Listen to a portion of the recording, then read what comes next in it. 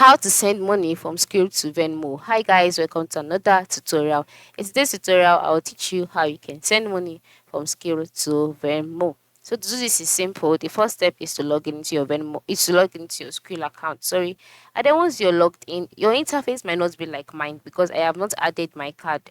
By the time you add your card to your account, your interface would have some icons or some information here. All right.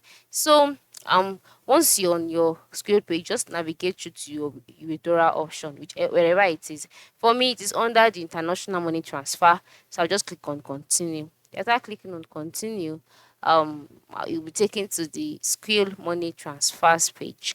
On this page, you would see some options by the left side of the screen, which include Skrill money transfer, withdraw your account details and balance, and then send to another Skrill account. Now the next option is to click on withdraw your account balance and then click on continue to withdraw.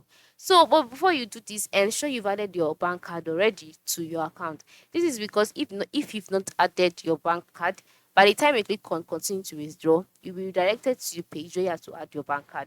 All right. This is because you cannot withdraw or send money to anybody without adding your bank card, first of all, to your Skrill account.